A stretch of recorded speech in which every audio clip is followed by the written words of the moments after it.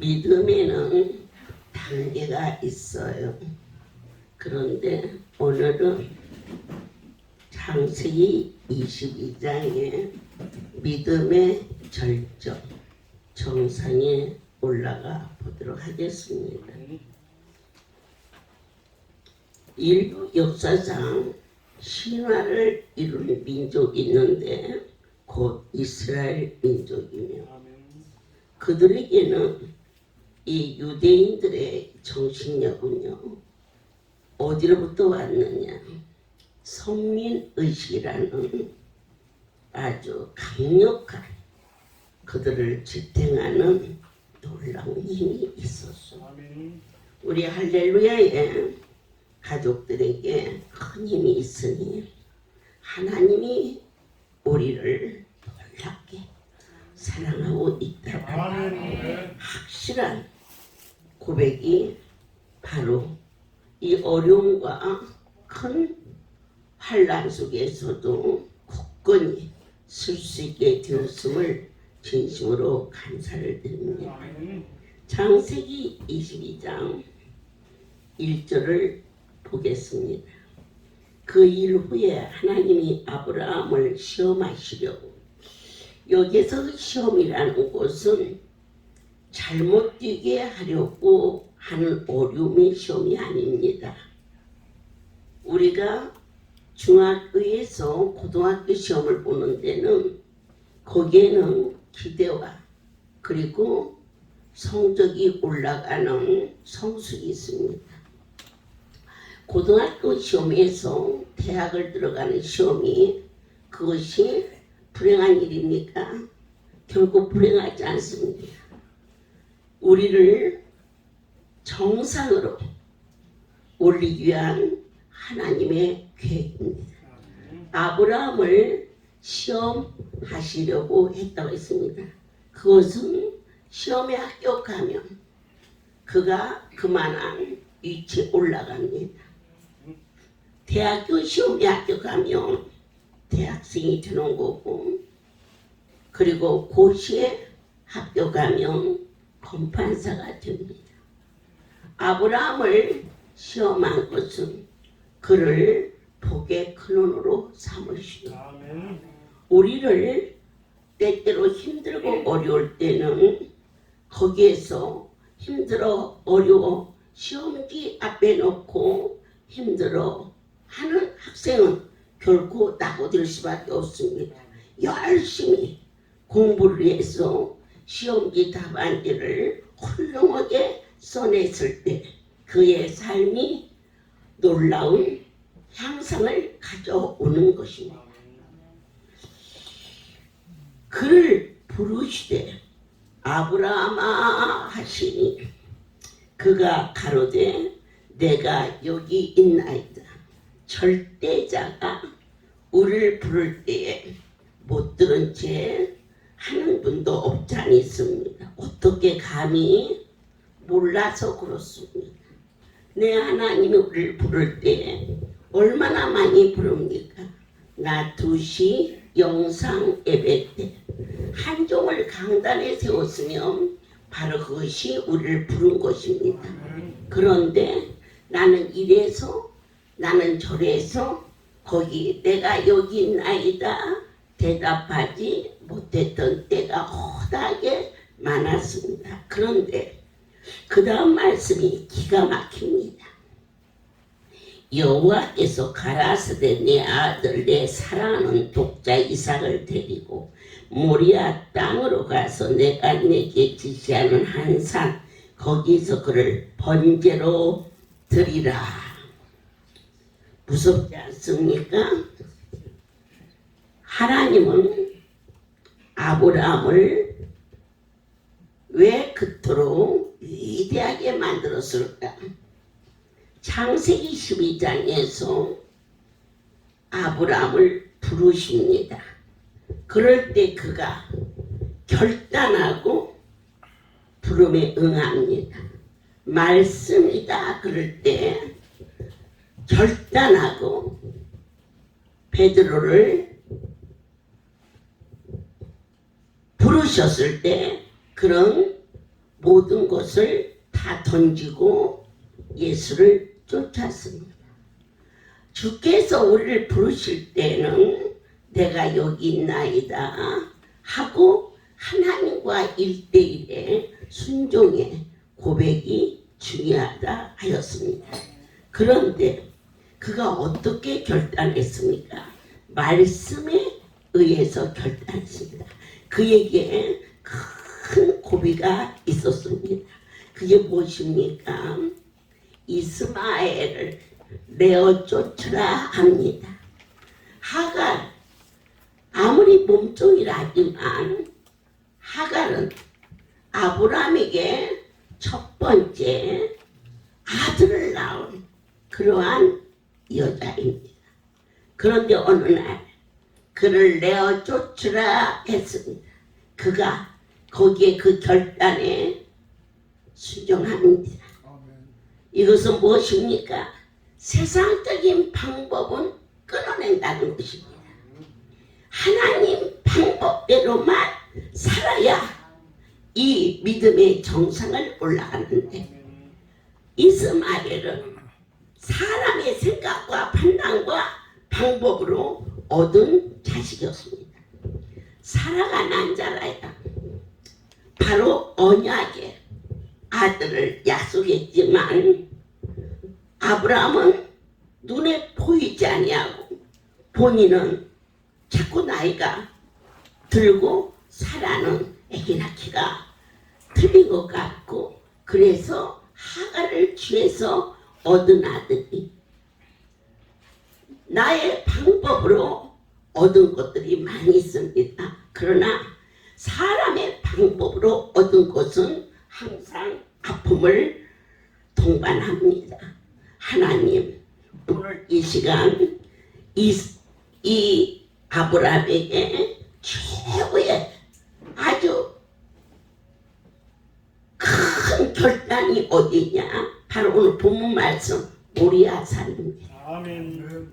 100세에 난 아들 물론 하나님이 말씀으로 거둬주셨습니다. 그러나 그가 생명처럼 귀한 이삭을 번제로 드리라 할 때 그는 결단합니다.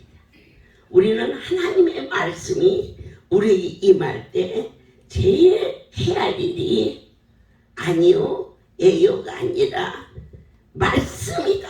그 말씀의 칼에 아멘하고 나의 어떤 것도 내어올 수 있는 그때까지 가야 믿음의 정상에 올라갈 수 있다 하셨습니다. 하나님은 어찌하여 아브라함에게 그토록 힘들고 어려운 일을 지시하셨을까? 그 시험에 통과되면 복의 근원으로 삼으시려. 아멘입니다. 하나님이 우리를 수없이 흔드실 때가 있습니다. 그럴 때 말씀만 붙잡으십시오. 그러면 우리 하나님은 미쁘시고 의로우사 우리를 해하려고 우리를 미워서가 아닙니다.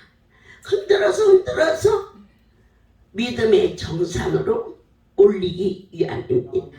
첫 번째 모리아산에 아브라함을 올린 것은 아브라함이 하나님을 얼마나 사랑하는가를 시험해 보기 위해서입니다.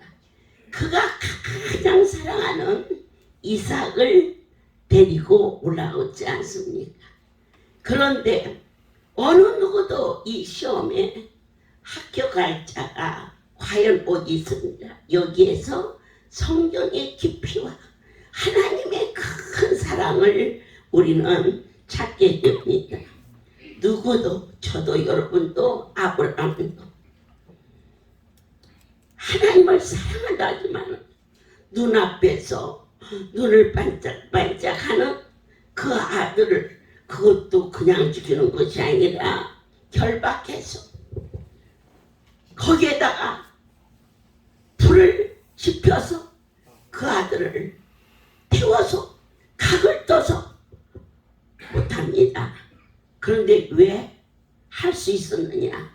우리는 다 거기에서 준비합니다. 아브라함 믿음이 있어서 아닙니다. 하나님이 은혜를 내렸습니다. 그리고 우리에게 요구하십니다. 자식까지도 내놓으라며 그분 앞에는 이렇게 내놓아야 된다는 모델 하우스처럼 성경은 아브라함의 믿음의 정상이 거기까지 올라가는데, 그런데 우리는 할 수 없는데요. 그럴 때 하나님이 할 수 있게 해줘야 합니다. 할 수 있게 해주셨습니다. 우리 욥을 봅니다. 나는 욥 기술을 잘 안 봤습니다. 왜냐? 나도 욥처럼 그렇게 그냥 힘들까 봐서 무서워서. 그런데 어느 날 욥을 하나님이 욥 뒤에 지키십니다. 제가 이 사역을 하면서 어느 누구도 하루 이틀도 아니고 40여 년 동안을 한결같이 이 길을 가고 있습니다. 제가 그렇게 대단한 존재가 아닌데 어쨌든 뒤돌아봤을 때 하나님의 나를 여기까지 이끌어 주셨는데, 아무리 지난 날을 돌이켜볼 때 얼마나 크고 많은 일이 있었지만 힘들었다는 기억이 나지 아니하는 것은 제가 한 것이 아니라 하나님이 나를 은혜로 덮어서 여러분들을 한두 자식도 아니고 숫자로 헤아릴 수 없는 오늘 새벽에 강남을 가는데 왜 그렇게 기쁜지, 기쁠 일이 뭐가 있습니까? 새벽 3시에 일어나서 거기를 갔다 오는 일이 뭐가 그렇게 기쁩니까? 그런데 나에게 은혜를 내려서 그 길을 가게 하시고 내일은 강북을 가는데 강북 갈 일을 생각이 기쁘고, 수요일날 여의도로 가고 토요일날 주안을 가는 일이, 하나님 이제 16일부터 전국의 문을 열고 다닐 때에도 하나님이요 그 일을 놓치지 않고 허락하여 주사 교회가 교회답게 세워질 수 있도록 경고하게 하여 주시옵소서. 어떻게 제 마음이겠습니까? 하나님이 나를 은혜로 덮었습니다. 그렇게 사랑할 수 있는 마음을 하나님은 아브라함에게 내리셨습니다. 여러분들에게 살처라도 띄워주고 싶어지는 이 사랑하는 마음, 어저께는 이걸 줬는데 오늘은 좀 다른 걸 어떤 걸 줘야 더 기뻐할까? 이거 사람의 생각은 하루 이틀이고 한계가 있어서 할 수 없는데 하나님만이 우리를 그처럼 사랑하고 있다는 거, 여러분, 제가 여러분들을 사랑하는 것은 사람이 했으면 벌써 끝났습니다. 그러면 지금 이 일은 참이라는 것입니다. 이 참으로 할 수 있는 것은 하나님이 여러분들을 사랑할 수 있는 마음을 제게 주셨습니다. 아브라함에게는 독자 이삭보다 하나님을 더 사랑할 수 있는 마음을 아브라함에게 내렸다는 것입니다. 부모나 자식, 재물, 내게 속한 어떤 것보다도 너는 나를 사랑하느냐? 이 물으셨습니다. 그런데 어느 누구도 인간은 인간일 수밖에 없습니다. 그런데 인간 모습 속에서는 어느 누구도 인간 이상이 될 수가 없는데, 우리를 신의 형상으로 담는 것은 주의 신이 우리를 부어서 당신의 형상으로 이끌어내 주셨다는 것을 믿어야 되겠습니다. 그렇습니다. 두 번째로, 하나님께서는 아브라함에게 얼마나 믿음이 있는가를 시험해 봤습니다. 아브라함의 믿음은 어떤 믿음일까요? 없는 것에서, 있을 수 없는 곳에서 생산할 기력이 없고 형수가 끊어져 버린 그러한 아브라함과 사라 사이에서 무엇으로 이삭이 되냐? 말씀으로. 아멘. 하나님의 절대성을 믿었습니다. 그리고 말합니다. 부활의 신앙, 죽은 자를 살리시는 그 확신, 우리 하나님이 이삭을 받으시 하면서도 믿음의 조상으로 약속의 자식으로 주셨으니까 내 하나님이 한 번 말씀하신 것은 반드시 그 일을 이루신다는 확신의 믿음이 아브라함에게 있었다는 사실을 아멘입니다. 아들을 요구했을 때 그는 한마디도 원망하지 않았습니다. 왜 그런가? 그 아브라함은 자기 아들이 아닌 것을 알고 있습니다. 말씀으로 생산할 기력이 없어 자식을 낳을 수 없는데 하나님께서 말씀으로 주셨다면 이삭은 아브라함의 자식이 아니고 하나님의 자식이라는 것을 믿었습니다. 여러분들이 죽을 병이 고쳐졌습니다. 그럴 적에 너는 나에게 오라. 그럴 적에 직장도 가야 되고 못도 가야 되고 못도 가야 되고 우리는 이렇게 말할 수 있습니다. 그러나 진정으로 오늘 나를 오라 하시니까 나를 살리신 나의 주인이라고 믿었을 때에 우리가 어찌 내 생명을 주신 그분 앞에 아니오라고 감히 말할 수 있겠는가. 이것이 아브라함의 믿음의 확신이었음을 우리에게 알려주셨습니다. 그런 여러 가지 환경 속에서도 약해지지 않았습니다. 왜냐? 하나님께서 불가능을 가능케 하시기 때문입니다. 저는 40여 년 동안을 살아오면서 때때로 턱에 받칠 것 같은 힘들고 어려움이 있었을 때 그럴 때 그렇게 고개를 흔들면서 아니야, 지금까지 이루어진 건 다 그분이 하셨어. 그러니까 지금 이 시간 어떠한 일이 일어나도 나는 억울할 것도 없고 그리고 손해볼 것도 없어. 오직 하나님이 오신 거야. 하나님이 하셨다라는 믿음에 대한 확신이 아브라함이 이삭을 주시니까 하나님의 말씀으로 이루어졌고 하나님의 말씀이 번제로 드리라 하셨기 때문에 말씀을 믿었고 그는 없는 것을 있게 하시는 전지전능하신 하나님이 이삭을 어떻게 받으시든지 하나님은 하실 수 있는 분이라는 믿음으로 확신했기 때문에 그 길을 갈 수가 있었습니다. 우리는 오늘 저머리 울산에서 한 딸아이가 왔습니다. 그의 삶은 믿음과 사랑입니다. 하나님께 영광을 돌릴 때에 마음을 활짝 열어주시어서 저 어린 딸을 만나주신 하나님이 간증을 통하여서, 간증은 하나님의 음성을 듣는 것 중에 가장 쉽게 듣는 것입니다. 이번 몇 개월 동안 계속되는 간증은 하나님의 음성입니다. 그래서 귀한 것이고, 그리고 우리 하나님이 저희를 종을 세상에 내보냈을 때 그 간증을 통하여서 모든 할렐루야의 권속들이 다시 한번 새로워지는 믿음의 정상에 올라갈 수 있다는 사실을 모든 영광 하나님께 돌립니다. 할렐루야, 저는 울산 할렐루야 교회 이경란 집사입니다. 작은 자를 이렇게 약속이 있는 귀한 생명의 자리에 불러주신 하나님께 모든 영광을 올려드립니다. 제가 처음 할렐루야 오게 된 것은 저희 어머니 때문이었는데요. 저희 어머니가 유방암에 걸리게 되는 일을 만났습니다. 그때 아빠가 일찍 돌아가셔서 홀어머니하고 두 여동생 저 이렇게 고단한 삶을 살고 있는 가운데 엄마가 유방암에 걸렸어요. 그래서 원자력 병원에 가서 암 수술을 받았는데 얼마 못 되어서 전신암으로 암이 퍼져서 더 이상 더 살 수 없는 상황을 만났습니다. 병원에서는 3개월밖에 더 살 수 없다는 진단을 받게 되었습니다.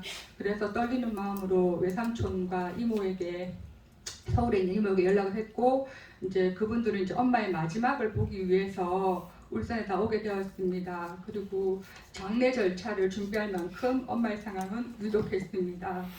그런데 두 동생이 다니고 있던 교회 집사님이셨던 손원호 집사님과 담임 목사님께서 이미 할렐루야를 알고 계셨어요. 그래서 저희 집에 오셔서 마지막이니까 할렐루야 한번 가보자 해서 찾아간 곳이 인공 할렐루야였습니다. 그때 엄마가 처음 할렐루야 갈 때는 복수가 이렇게 임신 만삭인 사람처럼 가득 찼었고요.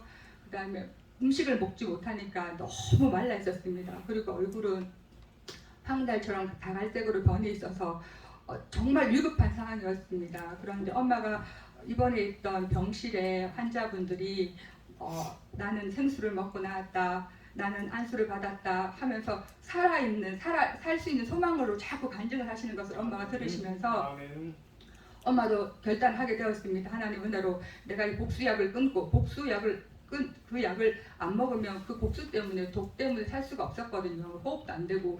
그런데 엄마가 결단하고 그 약봉지를 버리고 생수를 마셨을 때에 하나님 은혜로 말미암아 복수가 빠진다는 경험을 하였습니다.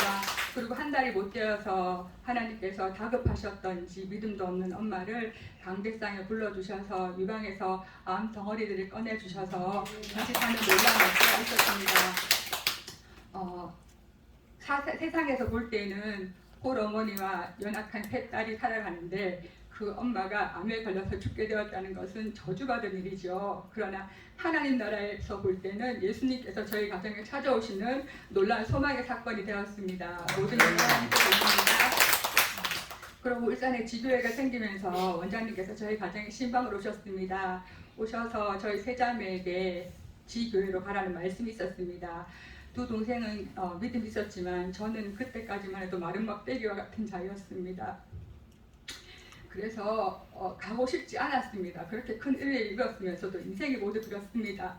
그런데 그 말씀, 원장님 말씀의 권세 있잖아요. 암을 꺼내시고 그 말씀대로 이루어지는 그 말씀의 권세와 능력, 믿음이 없었지만 그것이 두려웠습니다. 그래서 억지로 울산 할렐루야에 가게 되었습니다. 그러나 지금은 그것이 이렇게 큰 축복의 통로가 될 줄은 미처 그때는 알지 못했던 것 같습니다. 그리고 저는 결혼하게 되었고 그런데 6년 동안 임신이 안 되는 겁니다.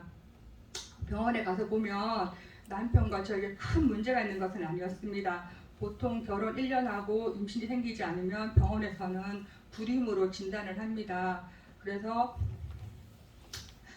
병원도 찾아다녀보고 그 다음에 좋다는 한의원도 많이 찾아다녔습니다. 뭐 몸이 차네 어쩌네 해도 하나님께서 태의문을 열지 아니하시니 뭐 여러 가지 방법이 다 허사였습니다.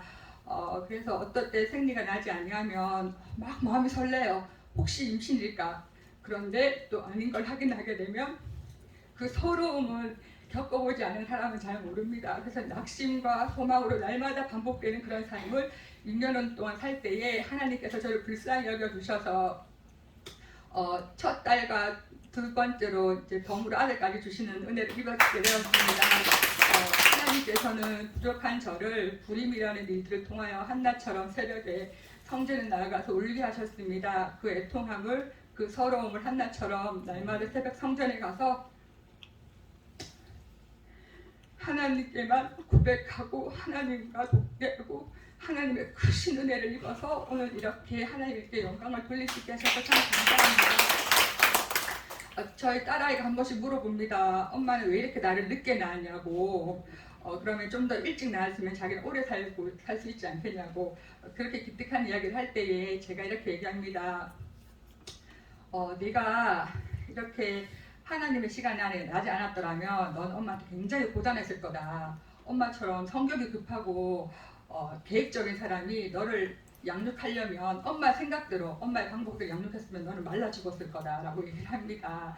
그런데 정말 하나님과 제 자녀 사이에 하나님의 시간과 하나님의 계획하심, 간섭하심이 없었더라면 저는 이 아이를 아마 제 마음대로 주물르면서 양육했을 것입니다. 그러나 하나님께서는 하나님과 그 아이와 저 사이에 하나님의 계획과 시간을 두셔서 참으로 그 아이의 주인이 하나님 되심을, 그리고 하나님께서 내 모든 삶의 정권을 주장하고 계심을 알게 하셔서 겸손히 주를 섬길 수 있게 하셨습니다. 모든 영광 하나님께 돌립니다.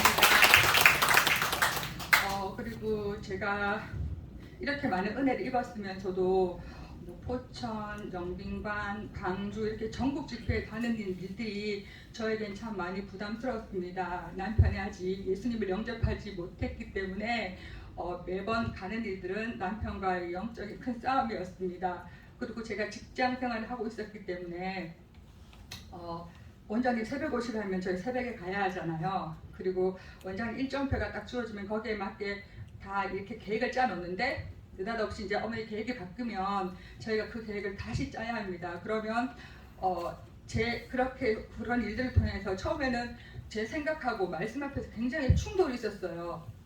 이미 계획은 다 짜져 있는데 또 바꿔야 하는 번거로움이 있잖아요. 그래서 그러다 하나님께서는 그 일들 통하여 내 삶 가운데 하나님 일이 우선됨을, 하나님 일을 우선적으로 할 수 있는 일을 선택하게 하셨고 자꾸 훈련받게 하셨어요. 아멘. 그래서 그 일이 그때는 고단했지만 지금 생각하니 하나님 편에 섰던 그 일이 얼마나 복된 일인가를 아멘. 오늘 말씀 주신 것처럼 깨달아 알게 하셨습니다. 아멘. 그리고 할렐루야 40주년 되어갈 때쯤 정말 많은 열매들이 떨어졌습니다. 그리고 정말 두려웠습니다. 저렇게 훌륭하신 분들도 저렇게 큰 열매도 떨어지는데 나같이 작은 자가 끝까지 남아있을 수 있을까 하는 생각을 많이 하게 되었습니다. 그때 하나님께서는 창세기 28장 말씀을 주시면서 여호와께서 과연 여기 계시거늘 내가 알지 못하였도다. 이에 두려워하여 가로되 두렵도다 이곳이여 다른 것이 아니라 이는 하나님의 전이요 이는 하늘의 문이로다 하고 아버지 아침에 이르거나 베개하였던 돌을 가져 기둥으로 세우고 그곳 이름을 베델이라 하였더라. 이 말씀을 저에게 주시면서 이미 알았던 말씀이잖아요. 우리가 늘 암송했던 말씀인데 내가 이 할렐루야에 있게 된 것은 여호와께서 과연 여기 계시거든 하늘의 문이고 하늘의 전이구나 이 할렐루야는. 그래서 정말 부족하고 연약하고 잘 할 수 있는 것도 없지만 울산 할렐루야 교회에서 새벽 제단을 쌓으면서 주께 헌신하는 자로 내가 그 일을 위하여 내가 부르심을 입었구나 감당할 수 없는 그런 감격으로 그 어려움을 잘 극복하였던 것 같습니다.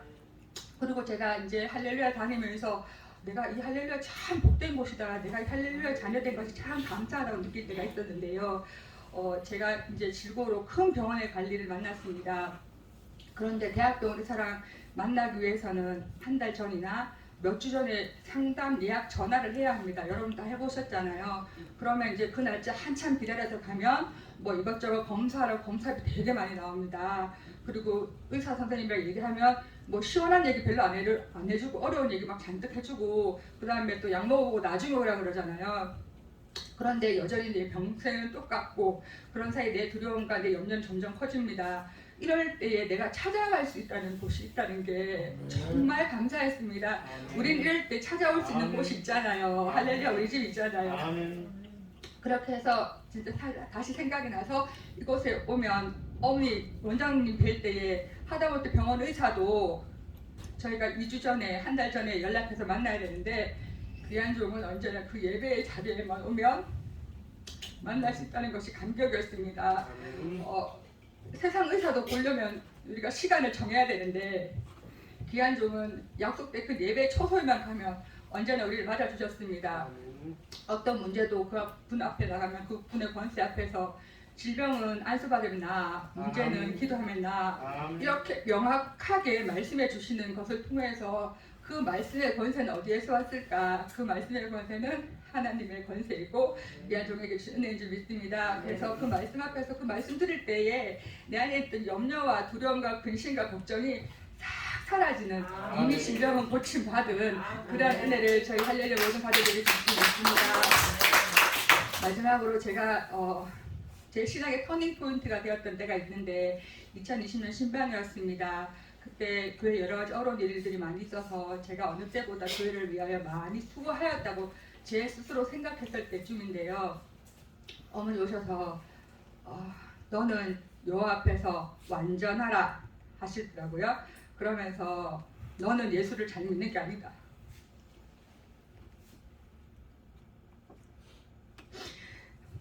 우리가 기도하고 말씀하는 그것은 하나님이 안 기뻐한다. 순종이 제사보다 낫다는데 너는 네가 하고 싶은 대로 다 하는구나. 제가요, 전 하고 싶은 대로 다 한 적이 없는데요 했는데 어머니가 너는 하나님 믿는다 하면서 염려하고 근심하고 슬퍼하고 낙심하고 네 하고 싶은 대로 다 하는데 어떻게 하나님 너와 함께 할 수 있냐 막 책망하셨습니다. 근데 절대로 동의가 안 되는 겁니다. 저는 모범생처럼 신앙생활 했거든요. 제 생각합니다.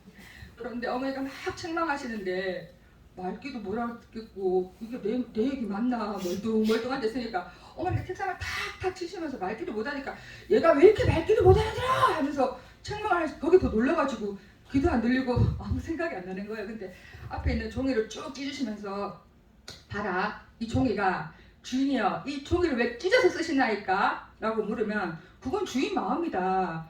웃어라. 원장님이 저한테 그러셨어요. 웃어라. 너는 하나님께 웃어라.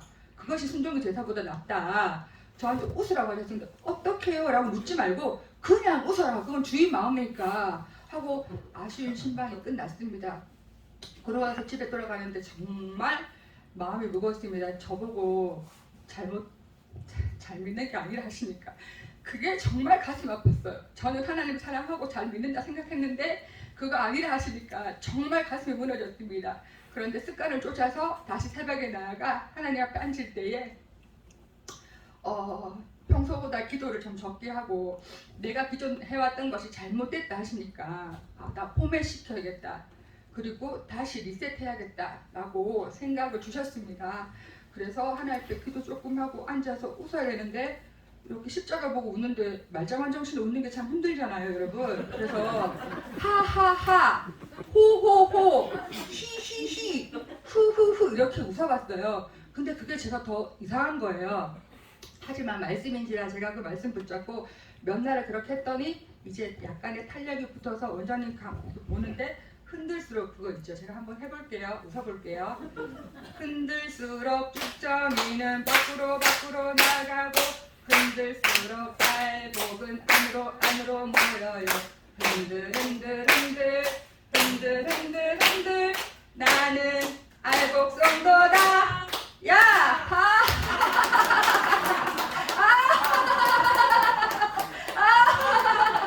지금은 이렇게 자동으로 해요. 자동으로. 그래서 제가 그 말씀을 힘입어서 이렇게 계속 기도하는데 어느 날 하나님 말씀이 제게 임했습니다. 내가 너를 사라와 같이 웃게 하리라.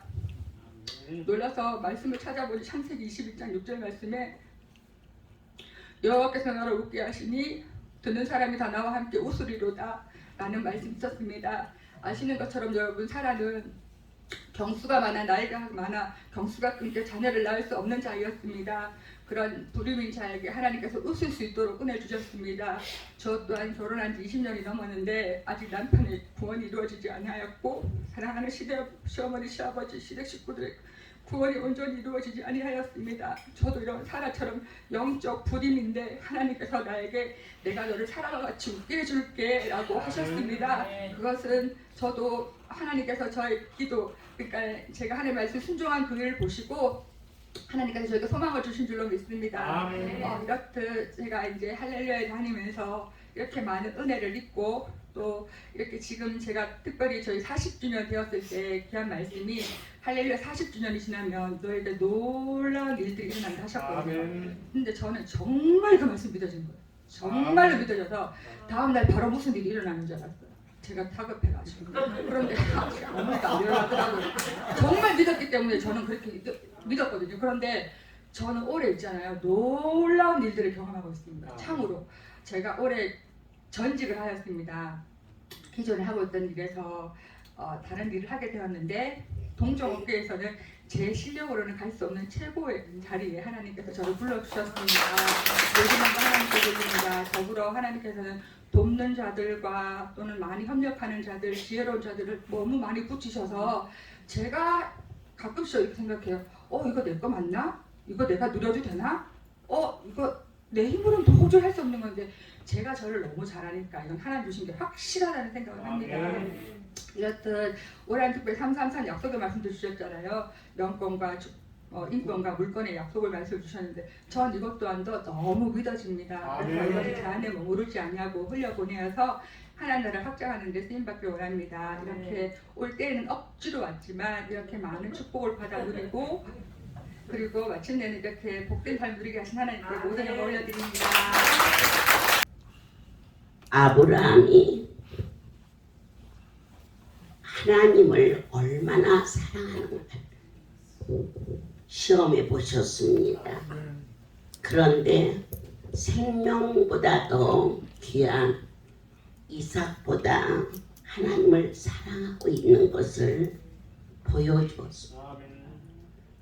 얼마나 그에게 믿음이 있는가 시험하셨습니다. 그랬더니 그 이삭은 본인의 자식이 아니고 하나님이 주신 것에 대한 확신한 믿음이 그에게 있었습니다. 자, 이제 세 번째로 아브라함에게 어떻게 순종하는가를 시험하셨습니다.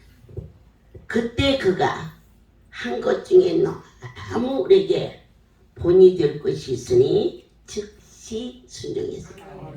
하룻밤 지나고 생각해보고 또 우리 교회 담임 목사님한테 가서도 상의해보고 기도해 주시는 권사님에게도 물어보고 또 고민도 해보고 그렇게 안 했습니다. 우리는 시편 119편 60절을 제가 참 좋아합니다. 주의 계명을 지키기에 신속히 하고 지체치 아니하였나이다. 내 하나님이 제가 하나님과 약속한 게 있습니다. 하나님의 백성들에게 보리쌀을 섞지 않고 좋은 쌀로 먹이기를 기도했고 하나님께서는 네가 내 백성에게 좋은 것을 먹이면 너를 부유하게 하리라 그랬어요. 그런데 한 해도 해 다니고 40년입니다. 한 번도 성도가 먹는 쌀에 보리쌀을 섞지 않게 하시더니 우리나라에서 제일 좋은 쌀로 오동이 쌀로 여기에서만 먹이는 것이 아니라 집에 갖고 가서까지 역사하시는 그 엄청난 그 하나님을 만났습니다. 우리는 그가 적당히 순종한 게 아닙니다. 완전한 순종을 했다는 것은 그의 마음속에 조금도 원망하거나 계산하지 않은 아브라함을 보게 됩니다. 어느 날 너는 한 달 동안 이전을 떠나지 말라. 그런 말씀이 처음 초창기에는 지금은 이런 거 저런 거 그래서 깨닫기도 하고 만져주기도 하고 감지도 되고 그러는데 주님이 저를 만나 주신 후 얼마 안 됐을 때 그러니까 초창기 도남동에서 손이가 있었는데 제 옆에 아주 열심히 있는 어느 권사님이 계셨습니다. 그 권사님이 제가 그때나 지금이나 밥을 먹었는지 안 먹었는지 성도만 오면은 미쳐가지고 좋아가지고 그것도 그런 애입니다. 자기 새끼도 날마다 보면은 아유 귀찮아 저 어디 좀 가 있어 그러고 너는 외갓집에 좀 가서 며칠 있다 오라 그런다는데 난 한 번도 여러분 외갓집에 가 있으란 말 안 했어요. 그냥 날마다 보아도 그냥 아유 그냥 정말로 그냥 너무너무 막 사랑스럽고 감사합니다. 이걸 보탰다면 이런 말 허도 못합니다. 여기까지 올 수가 없었으니까.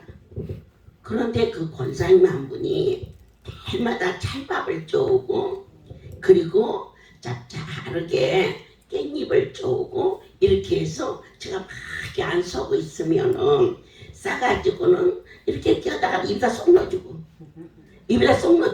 그리고 이렇게 붙잡고 있습니다. 이 병에다가 대고 그러면서 아이고 먹어야요 힘 빠지면 안 돼 꼭 친정 어머니처럼 그때만 해도 40년 전이니까 제가 젊었지 않습니까? 그 권사님이 그렇게 해마다 하루도 안 빼고 이렇게 오셔서 이렇게 하는데 그 말씀이 있고 한 일주일쯤 되었을까 하는데 막 좋아서 막 춤을 추면서 와서 신방을 가자는 겁니다.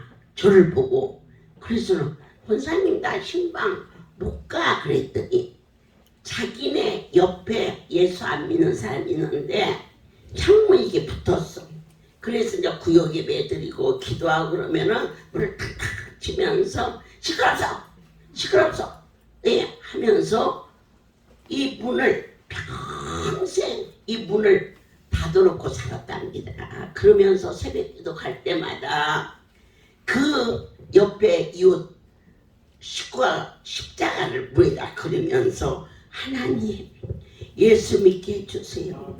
예수 믿게 해주세요. 그렇게 간절히 기도를 했는데 이 이웃집에 그 사람이 간 경화로 병원에 입원을 했는데 무슨 소문을 들었느냐 할렐루야 소문을 들었는데 그 할렐루야 원장 옆에 바로 옆집 그 권사가 아주 친하다는 이 얘기를 듣고는 항상 살면서 문을 한번 열어보고 살지를 못했는데 그 부인이 찾아와서 병원에서 그러니까 막 박수를 치고 막 춤을 추고 하나님이 내 기도를 응답해 주셨다고 그러니까 그 병원에를 나고 가자는 겁니다. 그거 안 갈 이유가 뭐 있습니까? 가면 그 전도하고 당연히 안 되는데 그런데 지금만 같아도 제가 이렇게 풀어서 하나님의 말씀이 나를 한 달 동안 나가지 말라고 해서 안 나가는 거니까 그렇게 알아요. 그래서 이렇게 풀리는 나는 그 말 자체가 내가 부끄러웠어. 내가 만들어낸 말 같아. 잘 내 자신이 소화가 안 돼. 그러니까 다른 말은 못하고 가지 않겠다는 얘기만 계속 하니까는 그 다음날 또 왔어. 막 먹을 것을 막 두리두리 싸가지고는 와가지고는 가자고. 그 영원한 사람이 얼마나 귀하냐고. 가자고. 그런데 권사님 나 못 가. 그랬더니 막 그 권사가 눈에 춤서 서원에 막 문을 막 타고 나가면서 조금만 저렇게 은혜를 받으면 저렇게 높아져가지고 어디다 쓰겠느냐고 내가 다시 나눈다고 그냥 그러고 가는데 그냥 마음이 막 아프고 막 그러더라고. 그러고 있는데 저희 친정 이모 딸이 있어요. 그 딸이 결혼을 해서 남편이 버스 기사를 하는데 그 버스를 한다고 옆에 있다가 옆에 있는 버스한테 이 옷자락이 잡혀가지고는 저기서 저기까지 쭉 가가지고는 다리를 완전히 못 쓰게 돼서 국립의료원에 입원이 됐다고 나를 찾아왔어요. 내가 은혜 받았다고 소문이 나가지고는 언니 한 번만 가줘요. 한 번만 가서 한 번만 손오고 기도해 주세요. 그래 나 못 가. 그러니까는 저희 남편이 이제 그러니까 처제잖아요. 이모 딸이니까 아니 거기를 못 갈 이유가 뭐 있냐고. 아니 못 가. 그래. 그러니까 그냥 갔으면 좋겠는데 아이고 그냥 울어 대네. 그러면서 자기 남편이 그랬다네. 나를 한 번만 보면 자기가 살 것 같다고. 아니 왜 꼭 갖다 붙이냐고. 나를 보면 왜 사냐고. 병원에서 그냥 있지. 그런데 이제 안 갔어. 그랬더니 그 다음날 또 왔어. 언니 내가 정말로 뭐든지 하라고만 하고 평생은 옆에서 일어나도 할 때니까 한 번만 가도 안 갔어. 그러니까는 뭐 이러고 저러고 것 없이 우리 하나님이 가지 마라 하면 안 갔어. 그게 어디 제 5장부에서 일어나겠습니까? 하나님이 오시는 거지.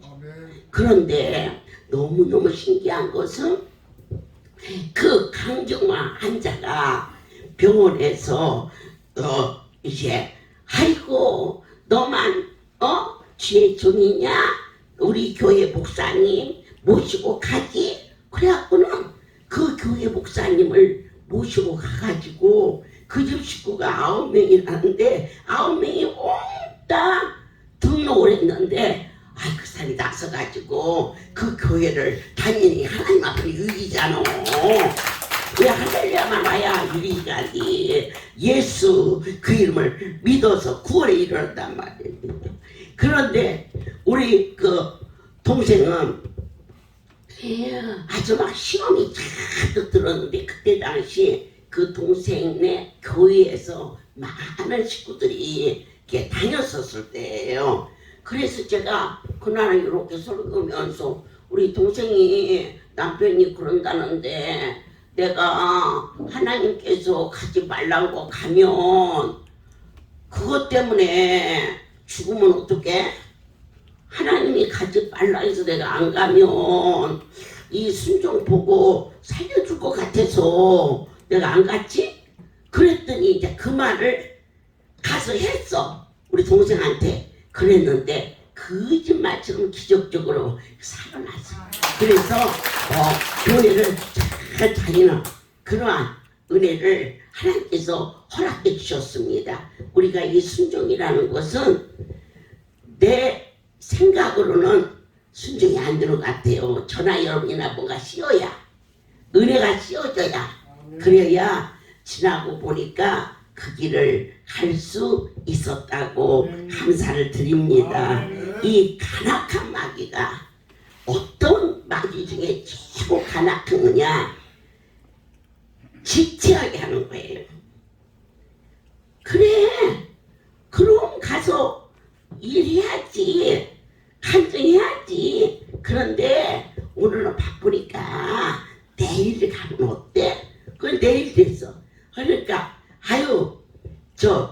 이렇게 막 그냥 나라에서 난리니까 이거나 좀 조용해지면 가면 어때? 그래 조용해졌어. 조용해지니까 이제 일이 많아져서 하니까 날도 더운데 여름이나 지나고 가지 그래? 그래서 여름이 지났어. 이제 가을이 됐어. 가을이 되니까 농사나 다 추수하고 가지 그래. 겨울이 됐어. 아이고 이 눈이라도 좀 녹으면 보면 그게 마귀가 하는 중에 가장 고단수 순종을 하긴 한다 이거요. 기도도 한다 이거요. 그런데 오늘은 힘드니까 내일부터 시작하고 감사도 하는 기요. 그런데 지금 형편이 어려우니까 올 농사나 져서 그때 가서 하고 이렇게 해서 하나님의 일은 24시간을 지나게 아니하고 그날 그 해가 떨어지기 전에 그 밤이 넘어가기 전에 즉시 순종하는. 그런데 이 아브라함은 즉시 순종했어요. 뜸들이지 않냐고. 그런데 가장 중요한 것은 뭐냐? 기쁨으로 하나님께 순종하는 것.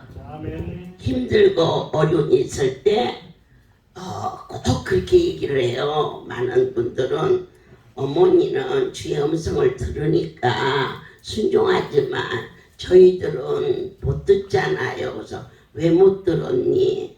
성경의 말씀이 다 주님이 하신 건데 약속인데 어떻게 살아야 부족함이 없는가를 알려주셨는데 하나님께서 여호와는 나의 목자시라 그를 따르는 자는 부족함이 없다 하셨잖니. 그러니까는 예수를 쫓아 살면 하나님의 약속이 이루어지고 또한 하나님을 경유하는 자는 젊은 사자가 궁핍하여 줄일지라도 가장 좋은 곳으로 주신다고 그렇게 약속했잖니. 경유하는 것은 무엇이냐? 무조건적인 신뢰입니다. 우리가 이제 하나님 앞에 기도합니다. 아버지 이렇게 해주세요. 우리 응답을 받았어. 그러면 반드시 이 기독교에 가장 약효가 있는 것이 감사합니다. 한약방에서 어떠한 약도 감초가 들어가듯이 우리에게 감사는 최고의 약효입니다. 기도가 응답되었을 때 행위가 없는 믿음은 죽은 영과 같다고 그랬습니다. 그래서 입술로만 감사해야 무슨 소용이 있습니까? 내가 참으로 주님 앞에 감사해요. 봄이 되면 꽃나무라도 갖다가 성종 구팅이라도 심을 수 있는 실천적인 행위가 반드시 감사와 이코르가 성립될 때 그때 열매가 열린다는 거, 이거 반드시 배워야 됩니다. 하나님께서 소위 약속했습니다. 아버지 만물의 주인이시고 후히 주시고 꾸짖지 아니하십니다. 그러면 어떻게 해라? 10의 1조를 한번 시험해 봐라 그러셨습니다. 그런데 그거 아까워서 못해. 그런데 약속은 그걸 순종할 때 오는 약속이거든요. 우리는 부자 되기를 원합니다. 그런데 부자가 되려면은 부자 될 짓을 해야 됩니다. 하나님 앞에 심지 않은 곳에서 결코 나지 않습니다. 아무리 땅이 많으면 뭐합니까? 씨를 뿌리지 않아서 투자를 하지 않은 곳에서는 아무것도 날 수가 없습니다. 자식을 키우는데 자식을 위해서 투자한 자식과 자식을 그냥 똥 굴리듯이 던진 자식은 옛날에는 가난한 자식이 머리도 좋고 잘 것다 지금 안 그렇습니다. 좋은 선생님도 만나야 되고 자식이도 투자를 해야 그 자식이 다른 자식보다 바로 가는 게 아닙니까? 여러분 그냥 영어합니까? 미국에 유학을 보내서 거기에 그만큼 투자했기 때문에 나는 못 알아듣지만 영어를 새끼들이 하는 것처럼 이처럼 하나님 앞에서는 이 순종이라는 것은 행위가 따르는 것이 순종인 것입니다. 그래서 나는 여러분에게 부자 되기를 간절히 기도합니다. 이 백성들이 그저 풍성해지면은 막 저한테 금은보화를 갖다 준 것처럼 기쁘고 즐겁고 행복합니다. 그러면 여러분들이 10의 1조는 성경에 나타난 하나님의 약속입니다. 11조를 내느냐 안 내느냐 그거 따지는 사람은 그게 안 믿어지니까 건수 잡아서 어떻게 되냐 안 하려고 어떻게든 좋지 말고 가난할 수밖에 없지 않습니까? 어느 날 제가 시골에서 농사를 졌는데 녹두 농사를 졌어. 다 망가지고 이런 대두병으로 한 알 정도 남았더라고. 그래서는 내가 그거 녹두 삶아서 녹두 죽 써먹지요. 그때 그 시골에 뭐라고 얘기하느냐, 어떻게 씨를 먹는다니 그러셨어. 씨를 11조를 씁니다. 여러분이 안 내면 하나님 물질이 없어지게 되어 있습니다. 그래서 이거 정말 진리입니다. 여러분 씨를 심지 않았다. 그런데 녹두가 이만큼밖에 없어. 너무 적어. 그래서 그거 삶아서 녹두죽 써먹지. 그랬더니 어떻게 씨를 먹는다니 그러더라고. 그 무식한 놈도. 그래서는 저기다 걸어놓더니 그 다음에 봄에 녹두를 심었는데 아주 그냥 몇 배로 그것이 열매를 맺어서 녹두를 가만히 농사를 짓는 것을 보고 그때 제가 크게 깨닫습니다. 아무리 흉년이 들어도 씨는 먹는 게 아닙니다. 우리의 삶의 11조는 씨입니다. 아멘입니다. 그 씨를 심고 심지어 우리 하나님이 시험해 보라고까지 우리에게 권면하셨습니다. 하나님께서 부자가 되고 싶으냐? 그럼 부자 되게 한다고 했습니다. 그러면 씨를 심으라는 것입니다. 그러면 쉽게 말해서 내게 주신 모든 것은 다 그분 건데 하나님은 의로우시고 너그러우시고 긍휼히 계시고 10개가 다 그분 건데 그 중에 하나를 그분께 내라. 이것은 하나님의 주권을 인정하라는 것입니다. 내게 주신 이 모든 건강 그분 건데 나를 위하여 자식도 낳고 가정도 꾸리고 삽니다. 그러나 나의 이 있는 이 시간 24시간 중에 10의 1조는 몇 시간입니까 여러분? 하루에 최소한 3시간 4시간 정도는 완전히 하나님께 시간을 한번 드려보십시오. 텔레비한테 쏟는 시간도 10의 하나를 드립니다. 안 그렇습니까? 요즘에 그 펜트하우스 얼마나 재밌습니까? 금요일만 합디다. 그거 보고 있으면 1시간 훨씬 넘어갑니다. 이러는데 꽉 해필 10시에 걸려가지고는 보다가 그 끌라면 원장인 목사인 나도 에이 좀 딴 시간이 어디고 이게 10시에 걸려가지고 말이야. 그래서 꺼놓고는 그 다음에 또 그 프로가 나오나 이게 찾아보는 게 인생인데 예수 그분과 대화하는 시간 감사합니다를 쓰고 28개의 말씀을 암송하고 성경을 읽고 주님하고 기도하는 시간이 24시간 중에 하루에 3시간 정도는 하나님께 될 시간을 드려보십시오. 건강하지 않는지 그리고 마음의 평안과 기쁨이 안 잊으시는지 심지 않은 곳에는 절대 나지 않는다 그랬습니다. 시간도 구별하여 하나님께 심으십시오. 아멘. 아멘입니다.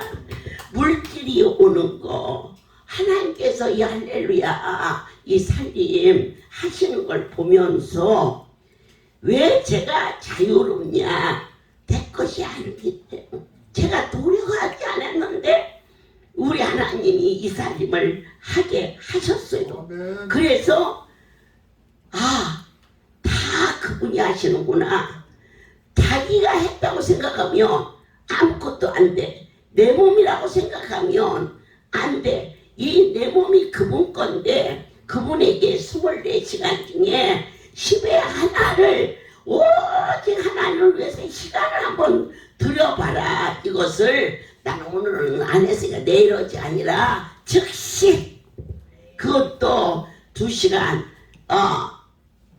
40분이 한 번뿐이야 드리지 아니하고 말이야. 1시간만 드리고 하지 말고 아브라함처럼 온전한 순종. 아멘. 그런데 억지로 하다가 며칠 하다가 말지 말고 온전한 기쁨으로 그렇게 뭐 11조 얘기는 속이 들었으니까 알아서 하고 부자 되시고 우리가 건강하고 평안하고 기쁨이 넘치고 이것은 시간의 11조를 하나님 앞에 완전히 기쁨으로 드려졌을 때 약속의 하나님이 아멘 너희가 주의 계명을 지킬 때에 지치지 말고 신속히 그 일을 행할 때에 언제고 여러분들이 제 방에 오게 되면 제 책상에 있는 노트를 한번 보세요.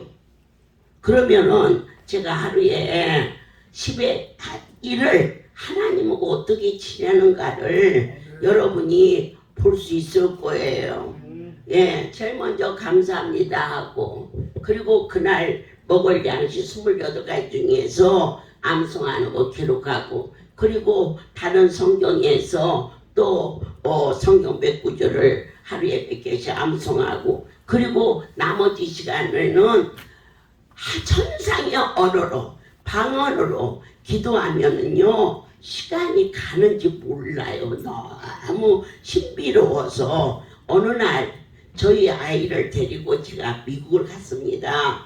가는데 이렇게 세 명이 이렇게 앉아서 가니까 아이가 이제 이러고 있어. 그래서 내가 화장실도 가기도 해야겠고 해서 엄마 화장실 가니까 너 여기다가 다리 쭉 뻗고 앉아 있거라잉. 그리고 가서 앉아서 기도를 해도 6시간을 했어. 화장실에 앉았어. 근데 우리 애가 비행기 안에서 내가 없어진 거야. 막 찾으러 다니는데 안 보이니까 나도 화장실 두들겨서 그때서 기도하다가 엄마 나 감 떨어진 줄 알았어. 아무리 찾아도 없어. 엄마는 아무리나 잘 누워서 자니까 바닥에 의자 바닥에 누워 자는 줄 알고 의자 밑에까지 다 쓸어도 내가 무슨 뭐 이? 돌멩이냐? 이만해? 그도 이만한데 의자 밑에까지 다 쓸었디야. 나 찾으려고. 그런데 그게 억지로 됩니까? 하나님과 천상의 언어를 할 수 있도록 그분과 시간을 즐길 수 있는 그냥 맨날 염려하고 근심하고 마귀 들어오고만 시간을 보내지 말고 그리고 쓸데없이 전화를 해가지고는 그냥 이 사람 저 사람 숨어가면서 그러면 그냥 전화하고만 그냥 친하지 말고 거기다 그냥 밤새 들어오냐 이 카톡만 친하지 말고 오직 하나님하고 좀 친해서 이게 여러분이 지금 내리시는 순종이 제사보다 낫다 그랬으니까 시간의 10의 1조를 하나님하고 완전히 드려줄 수 있는 여러분이 되실 때 때가 되면 부족함이 없도록 하나님이 주시마 약속했어요. 아멘. 기도했어요. 응답하신 기도에 감사했어요. 그 순종이에요. 그런데 거절하신 기도에도 감사했어요. 왜 그랬을까? 전능자를 믿기 때문에 내가 구했는데 그 기도가 거절됐어요. 그럼 왜 감사해야 되느냐? 더 좋은 걸 주시려고 감사하는 거예요. 제가 살처를 맡기는 우리 복년이가 유방암을 고침받고 유암으로 했을 때 기도로 나섰는데 내 생각이나 저 아이 생각이나 원치 않게 다시 아파서 다시 그 일이 재발됐을 때 그 일을 어떻게 감사하시겠어요? 기도를 얼마나 했는데. 그런데 아주 막 사기 저리도록 몸부림치면서 악한 것이 들어오지 않도록 하나님 정말 감사해요. 정말 감사해요. 이 감사를 받으시고 살려주세요. 살려주세요. 제가 살 수 있는 길은 하나님밖에는 하실 수 없사오니 그것이 뭐예요? 순종이에요. 감사할 수 없어요. 24년 동안이나 유방암이 고침받아서 전국을 미국까지 후비고 다니면서 제 간증 안 들은 사람이 어디가 있어요. 그런데 어느 날 위암이 발생했대요. 야, 내가 그때는 그랬어요. 24년이나 살았으니까 야 그냥 죽어. 너를 살리시니까 하나님이신데 뭐 좀 더 살겠다고 그러냐. 그래갖고는 수술한 거 몇 년 잘 살았어요. 그래서 참 하나님이 믿음을 보시고 그랬다고 그랬는데 어느 날 흔드시는 거예요. 이거 얼마나 큰 시험이에요. 이건 지도 부끄럽고 말이에요. 난 속상하고. 그런데 그때 저 아이를 병원에 보내놓고 완전히 감사를 하는데 감사가 안 되네. 온전히 감사가 안 돼. 그럼 감사가 안 되면 주는 거거든. 주는 거예요. 이게 그걸 비밀을 알아야 거기까지 도달할 수가 있어요. 하나님 완전히 감사를 제 수준으로 안 되나 종이 자식을 사랑하는 이 마음만큼은 당신이 아시고 나로 하여금 완전히 감사를 할 수 있게 도와주사 살려주십시오. 거기까지 가야 사는 거니까. 오늘 아주 깊은 믿음의 정상을 향하여서 우리에게 영육간의 하늘의 비밀을 깨달아 알게 하시며 어떻게 순종하느냐 입술로만이 아닌 완전한 순종 하나님에게 내 시간의 힘의 하나를 완전히 드리면서 아멘. 이것이 놀라운 내 영혼의 기쁨이 되고 그 기쁨이 자산이 되고 오늘 새벽에 새벽 3시에 강남을 가면서 12시부터 나와서 들어오니까 차우가 그래요. 어머니 지금부터 나와서 기도하세요. 내가 3시에 그곳에 가니까 미리 나와서 기도하는 거다. 그런데 그 주님하고 같이 있는 그 시간이 여러분의 삶 속에서 생활이 되셔야 돼요. 아멘. 기쁨이 돼야 돼요. 아멘. 그리고 설렘이 돼야 돼요. 아멘. 그러면 그것을 가리켜서 뭐냐 임마누엘이거든요. 아멘. 하나님이 나와 함께 계시도다. 오늘 저 아이가 본인은 열심히 신앙생활했고 했지만은 하나님께서는 그렇게 뭐하냐 근심할 거 다 하고 염려할 거 다 하고 그건 수능이 아니지 않느냐. 그것이 말씀으로 깨졌을 때 하나님께서는 저 아이를 높이시고 그 마음에 평강을 주시고 그리고 형통을 허락해 주시는 것처럼 아직 깨지지 않는 그 부분을 온전히 깨서 아멘. 하나님 앞에 온전한 순종과 아멘. 온전한 믿음과 하나님보다도 사랑할 것이 없는 확실한 고백을 가지고 저와 여러분이 아브라함을 믿음의 정상으로 올린 것처럼 할렐루야 백성들을 이렇게 저 높은 곳을 향하여 소망의 삶과 진리안의 자유함과 평안과 기쁨과 하늘의 비밀을 맛본 자가 되게 하여 주사 예수 그리스도의 이름으로 능력과 권세가 너희에게 있을지어다. 하나님 사랑하는 어린 딸을 거듭나게 하시고 그들을 양육하는 귀한 종의 삶 속에 인간이 넘을 수 없는 수 없는 산맥을 넘어가게 하시며 진정한 믿음의 정상이 나의 연약함을 모두 하나님께 전폭으로 맡기는 진정한 평강으로 여호와 이래 준비된 축복으로 이들을 지켜주심을 감사하나이다. 새롭게 하옵소서. 아멘. 7월달 아버지여 교회 문을 열어 주시옵소서. 아멘. 내 하나님이 함께 하소서.